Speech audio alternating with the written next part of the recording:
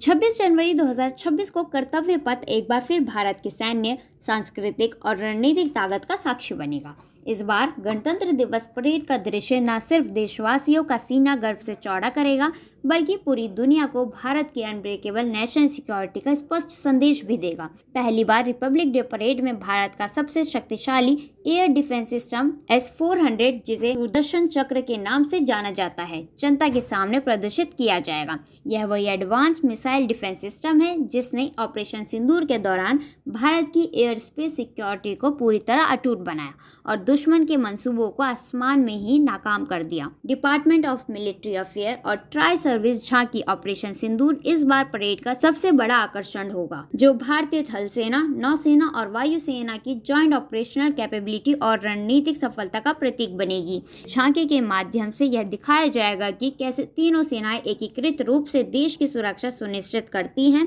Air commando Manish Sabharwal ने पुष्टि की है कि S-400 सिस्टम पहली बार रिपब्लिक डे परेड का हिस्सा बनेगा, जिसे सशस्त्र बल ने एक गेम चेंजर डिफेंस मंच करार दिया है। ऑपरेशन सिंदूर को अप्रैल में पहलगाम में हुए आतंकी हमले के जवाब में लॉन्च किया गया था। इस अभियान के दौरान S-400 सिस्टम ने 300 किलोमीटर से अधिक दूरी पर ही पाकिस्तान के फाइटर जेट और एक स्पाई एयरक्राफ्ट को न्यूट्रलाइज किया।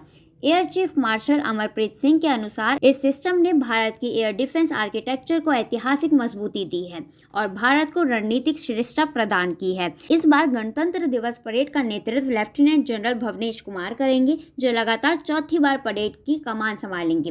परेड में कुल 6050 सैन्यकर्मी हिस्सा लेंगे। इसके अलावा भैरव, शक्ति बाण, UGV और ATAGS जैसे कटिंग एज डिफेंस प्लेटफॉर्म भी प्रदर्शित किए जाएंगे, जो रक्षा निर्माण में आत्मनिर्भर भारत की मजबूत तस्वीर पेश करेंगे। 77वें गणतंत्र दिवस समारोह में कुल 30 झांकियां कर्तव्य पथ पर उतरेंगी। इसमें 17 राज्य, केंद्र शासित प्रदेश और 13 केंद्र सरकार के मंत्रालय और डिपार्टमेंट की झांकियां शामिल होंगी। इस वर्ष की ऑफिशियल थीम रखी गई है स्वतंत्रता का मंत्र वंदे मातरम और समृद्धि का मंत्र आत्मनिर्भर भारत। वंदे मातरम के 150 वर्ष पूरे होने के अवसर पर यह झांकियां भारत की एकता, सांस्कृतिक विरासत और समावेशी राष्ट्र विकास को दर्शाएंगी। जिन राज्यों और केंद्र शासित प्रदेशों की झांकियां शामिल होंगी उसमें असम, छत्तीसगढ़, गुजरात, हिमाचल प्रदेश, जम्मू एंड कश्मीर, केरला, महाराष्ट्र, मणिपुर, नागालैंड, ओडिशा, पुडुचेरी, राजस्थान, तमिलनाडु, उत्तर प्रदेश, वेस्ट बंगाल, मध्य प्रदेश और पंजाब शामिल है। नीति के तहत 2024, 2025 और 2026 के लिए 3 वर्षीय समझौता किया गया है, जिससे हर राज्य और केंद्र शासित प्रदेश को कम से कम एक बार अपनी झांकी प्रस्तुत करने का अवसर मिले। दिल्ली पिछले 2 दशकों से 7 बार झांकी प्रस्तुत कर चुका है, इसी कारण इस बार उसका चयन नहीं किया गया। झांकियों के चयन के लिए रक्षा मंत्रालय के तहत एक स्क्रीनिंग कमेटी काम करती है, जिसमें प्रसिद्ध कलाकार और पद्म पुरस्कार विजेता शामिल होते हैं। यह कमेटी थीम, अवधारणा, डिजाइन और दृश्य तत्वों के आधार पर प्रस्तुतियों का कड़ा मूल्यांकन करती है।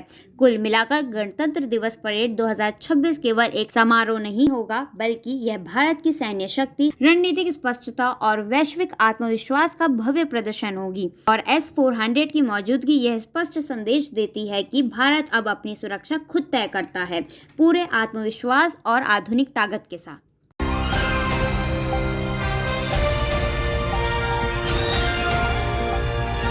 दिल्ली, हरियाणा, उत्तर प्रदेश, राजस्थान की हर खबर के साथ देखते रहिए न्यू इंडिया न्यूज़ नेटवर्क।